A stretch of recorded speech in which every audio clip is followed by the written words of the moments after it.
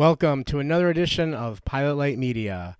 We have a really cool fertilizer experiment today. This is a liquid fertilizer experiment that we've run. We are going to be testing 4 different brands of fertilizer as well as 2 containers of water here over the course of 90 days to see which ones perform the best. We are testing Seachem Flourish, API Leaf Zone, Alaskan Fish Fertilizer, Miracle Grow, and then again 2 containers of plain water. Here we're mixing up the fertilizer in accordance with the instructions, exactly as it says.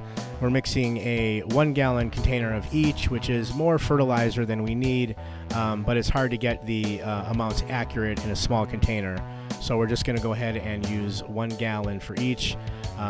We're pouring only about 1 inch of water in these containers at first, just to kind of get them wet, but then we realized that once we had the plants in there, we did need to fill them up so that the roots are floating freely and that everything is surrounded by water.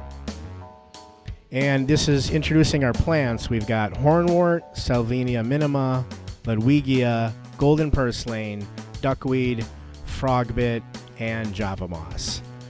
So we've got equal parts of each plant.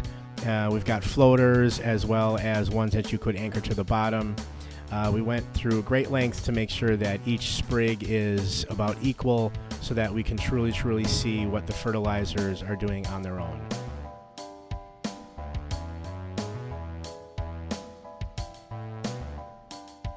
And now it's time to set up our containers. Again, we'll be keeping the same order, going from top to bottom, left to right. We have plain water, we have Seachem Flourish, API Leaf Zone, Alaskan Fish Fertilizer, Miracle Grow, and then again the last one was plain water. We had 6 containers, so we just decided to use them all.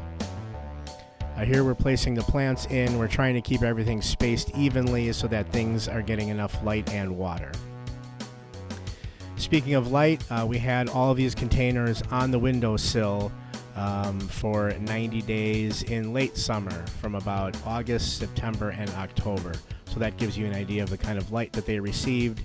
Also, all of them did get the same amount of light. We were sure to make that so, keep it even. And then also the water, we used plain tap water that we let the chlorine evaporate.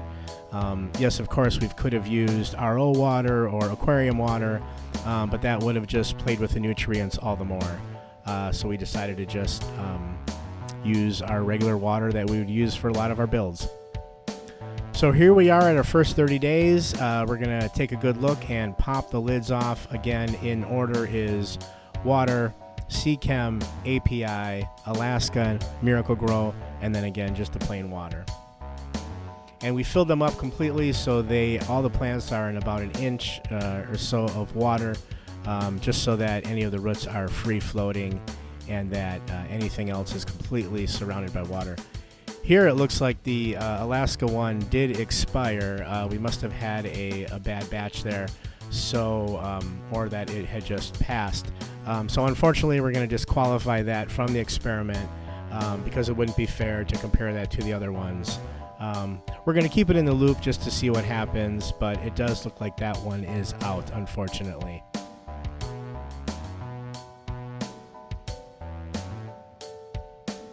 And here we get a good look. Again, they look very similar to their to the way they did when we began. The first 30 days there really isn't much growth.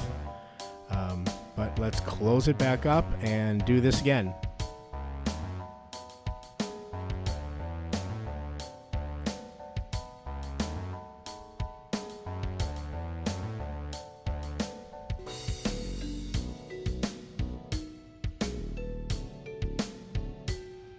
Also, please like and subscribe if you like what we're doing here at the channel. It goes a great way to help us support what we're doing here and encourages us to keep doing some more. So please like, subscribe, comment, let us know what you like, what you don't like, what you'd like to see more of, and such, and we'll continue to do stuff like this. And here we are at 60 days. Let's pop the containers, the covers off here and take a look. Here it looks like we have some more significant growth compared to that first 30. Just kind of taking a look here, spreading the plants out, making sure that everything gets the even amount of light. and looking at all of our species, it looks like everything is indeed alive. The ones that have the containers 2, 3, and 5 that have the fertilizer in it are clearly ahead. The plants in the water look okay, but the containers with the liquid fertilizer, we do have more growth. We have a richer green color, and some of the leaves and the foliage, the roots, everything like that just look much more fluffy when you zoom in. And here the water, does look a little dirty. It's, begun to color because, again, this is water that is just sitting in sunlight. There's no filters here or anything like that. We are really just testing what the fertilizer can do in and of itself with these plants, because these are the plants we had handy. And these are common aquarium plants, so they're a good way to test them out. We're going to close them up here, and we're going to go into our final 30 days and then take a look. So here we are at 90. Again, water, Seachem Flourish, API Leaf Zone, Alaska Fish Fertilizer, Miracle Grow, and then the last one is just plain water as well.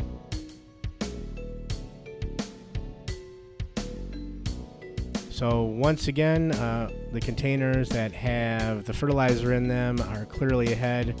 Unfortunately, the Alaska one did not last, but it looks like the purslane is still alive in that one, which is interesting because that is quite the resilient plant, I can see. If we're going to take a better look here at our other ones and see, again, we've got some nice fluffy growth. We've got some juicy roots that you can see. We're going to pick through these and just take a better look at the individual plants to see how they've done.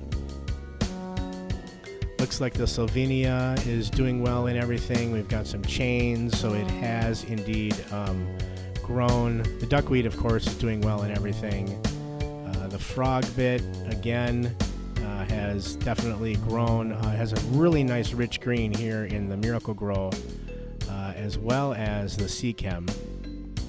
And the plants in water are doing well, but they're not as rich in color, and they have not multiplied the way the ones in the fertilizer have.